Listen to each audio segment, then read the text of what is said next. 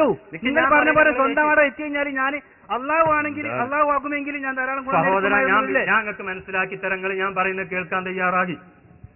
ശരിക്കും ഞാൻ പറയുന്നത് കേൾക്കി. ഇപ്പൊ സ്വന്തമായി കഴിവുള്ള ഒരാളാണെങ്കിൽ അയാൾക്ക് വേറെ ആശ്രയിക്കേണ്ട ആവശ്യമുണ്ടോ? ഉണ്ടോ? ഞാൻ ചോദിച്ചതിന് മറുപടി ഉണ്ടോ?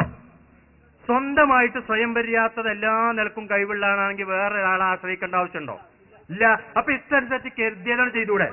നിക്ക് നിങ്ങൾ പറഞ്ഞതൊക്കെ ഞാൻ ചോദിക്കണ മറുപടി. അപ്പൊ ഇഷ്ടനുസരിച്ച് കരുതിയതൊക്കെയാണ് ചെയ്തൂടെ?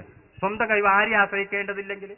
ഇവിടെ അങ്ങനെ ചെയ്യാൻ കഴിയില്ല. എന്തുകൊണ്ട്? ഞാൻ അള്ളാഹുവിന്റെ കീഴിലുള്ള ആളാണ്. അതുകൊണ്ട് അള്ളാഹ് എന്തെല്ലാം കൽപ്പിക്കുന്നോ അതേ എനിക്ക് ചെയ്യാൻ പറ്റൂ, അല്ലാത്ത ചെയ്യാൻ പറ്റൂല. അതാണ് ആയത്തിന്റെ അർത്ഥം. അതേ സമയത്ത് അള്ളാഹിനെ പോലെ അള്ളാഹ്ക്കിപ്പോ ചെയ്യാൻ വേറൊരാളോട് ചോദിക്കേണ്ടതുണ്ടോ? ഞാൻ പറയണേക്ക് അള്ളാഹ്ക്കൊരു കാര്യം ചെയ്യാൻ വേറൊരാളോട് ചോദിക്കേണ്ടതുണ്ടോ? ഇല്ല.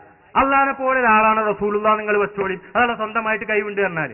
എന്നാ പിന്നെ ഇൽമ അറിയാനും മറ്റു കാര്യത്തിനും അള്ളാഹിന്റെ നിർദ്ദേശം ഇവിടെ സ്വീകരിക്കേണ്ടതുണ്ടോ? ഇല്ല. ഞാൻ അപ്പ ആരെയും ആശ്രയിക്കണ്ട.